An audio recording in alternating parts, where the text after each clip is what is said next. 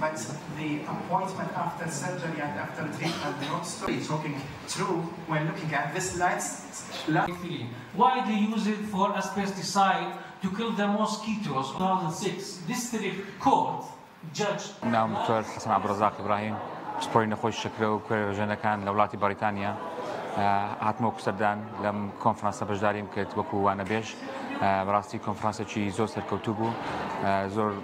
بجوانی ئامادەکرا بوو هەروەها بابەتی زۆر باشی لێ باسکرا بەتایبەتی لەبارەی نەخۆشی شەکرە ئەوە کوردستان نەخۆشی شەکرە نەخۆشێکی زۆر باوە لە جیهان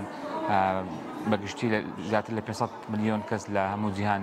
بەم نەخۆشی دەناڵێنێ و لە هەندێک ناوچەکانی جیهان ئەم ڕێژەیە لە هەندێک جێگەکانتر زیاترە یەک لەوانە لە ڕۆژهەڵاتی ناوەڕاست و کوردستانی خۆشمان دەگرێتەوە و کێشەکە مەترسەکە لەوەدایە کە زۆربەی وڵاتەکان و بەجێرەی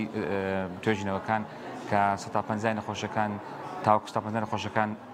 جار هەیە دەستنیشان نەکراون ئەمەش کێشەیەکی گەورەیە چونکە بەو کاتێک کە نەخۆشەکە دەستنیشان دەکرێتن لەو کاتەدا ماکەکان ڕوویان داوە بۆیە ئامۆژگاریان بۆ خەڵک ئەوەیە کە هۆشیار بن دەبێت ئەوانەی کە تەمەنیان گەورەیە لە سەروی 40 ساڵە ساڵانە پشکنێک بکەن کە پێدەن سێمانجێ شەکرەی و هەروە ئەو کەسانەی کە بڵێن احتمالیان زیاتر هەیە کە توش بن بۆن ئەو ئافرەتانی کە وەکتی دووجانی شەکریان بەرز بێتەوە ئەوانە زووتر فەحس بکەن ئەو کەسانەی کە لە خێزانیان یەکەشتر هەیە کە شەکرەی هەیە و هەروەها گەر هاتوو نەخۆشەکە نیشانەکانی نەخۆش شەکرەی هەبوو بۆ نمونە زۆر ئاو خواردنەوە توێنێتی شەوان هەستانەوە بۆ میزکردن دابزانی کێشی لەش هەرێک لەوانەی هەبوو پێویستە شەکرەی بپێوێتن چونکە زوو پێزانین و زوو چاسەرکردنی وا دەکاتن کە چاسەری ئاسان بێتن و ڕێگە بگرێتن لە ماکەکانی شەکرە بەخۆی نەخۆشی شەکرە چونکە دوو جۆرمان هەیە جۆری یەک و جۆری دوو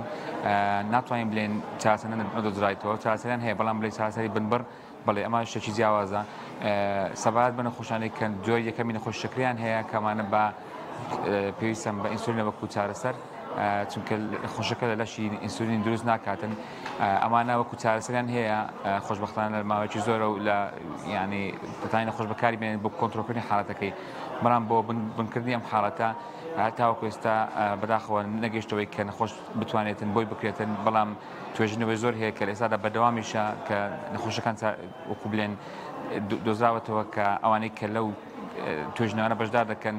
کە ئیسفادیان کردووە بەڵام ئەمە پێویستی پێ چەند ساڵێک دوای ئەوە بزان ئایان ئەو نەخۆشە یاخود ئەو چاندنی ئەم خانە بنچێنیانە بۆ ماوەی چەند درێژ ئادەمیێتەوە نەخۆشەکە ینی جاش پێویست بە چارەسەر دەبێتەوە یان نا.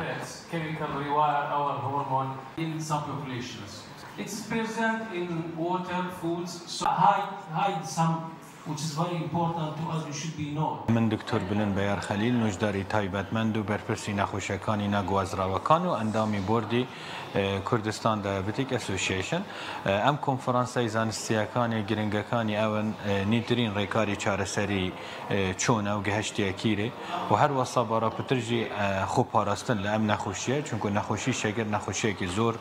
بەربەڵاوە لە جیهان بەرەو زێدەبوون هەیە ڕۆژ بە ڕۆژ ئەمرۆ پتری 500 ملیۆن کەس لە جیهان هەلگری ئەو نەخۆشیانە ڕێکاری چارەسەری هەلبەت یەکنیژی هەنە بەس احتیمالە ئەو ڕێگاری چارەسەری تۆزێک گران بن احتیمالە قەلەمی کێشەی دابەزین بەکاربهێنین خۆپاراستن و هەروەسا خواردنجی ئەوە ئەگەرەکەن کو چارەسەری و نەخۆش پتر کۆنتڕۆل بێت. جۆری نەخۆشی شەکەرە سێ سەرەکی مەیەتای خۆ گەلێک جۆرن احتیمالە 5 حتا 6 جۆر هەبن جۆری یەکەم لە دەف مناڵانە جۆری دووەم لەگەل گەلوانایە ئەوێ لەسەرەوی 35 ساڵیدا و جۆری سیەم لەگەل ئەفرەتی دووگیانە ئەوە هەر سێ جۆرن جۆری هەمیە گرنگتر و بەڵاوە لە ناو کۆمەڵگە ئەوژی جۆری دووەمە. گرنگیات وی کۆنفەرانسیدا هەندێدایە و احتیمالە نەخۆشدا محتاجی چارەسەری دەرەوەی وڵات نەبن ئەو ڕێکارێت نییە چارەسەر زانست گەهشتیەکی دەرێ هەموو دکتۆرەکانی لێرە ئامادە هەر وەسان نوژدارێت ئەوێت نیشتە جێخۆلا نوژدارێت پلەبەند هەگەر ئەو ژیلڤێرێ ئامادە بن دێ ئاستی وانای زانستیژی پتر بلند بێت و پتر پێزانین دێ هەر هەبل سەروان نەخۆشیەدا پتر ڕێکارێت خۆپاراستن و چارەسەریژی بسان ئەم ئامادە پارێزگەهێت کوردستانی و هەروەسا عێراقی هەمیە هاتبوون و دەرەوەی وڵاتی هاتبوون ئوردن هاتبوون ئیمارات هاتبوون هەروەسا جی بارا پتر نوژدارن بەرێ احتیمالە هەروەسا رجعك كيم پرستار هبن تدا آنجی نوجدار درمانساز جی هبن تدا گرینگترین تشت بخو پاراستنی او نخوشیه سکرینینگه حوالاتی لسر جی 35 سالی دا پترتر پشکنی نبخو انجام دن دا زیکا بیت دست نشان کرن و دا چاره سری جی تأخیر نبود آمار افریکل هریما کردستان پتری 100,000 هرگره و نخوشیه نه یت هاتینه تومار کرن الپارزگاه دهو که هولیر و سلیمانی بری پیشبینی تیتا کرن 300,000 کس مهبن هلگره و نخوشی بری بارابتر و شارتینه آنجی نه هاتینه دست نشان کرن آن نه هاتینه تومار کرن hide some, which is very important to us, you should be known. Materials. And these are the title invisible threats, chemical rewire our hormone. Examination survey conducted by the Center for Disease Control and Prevention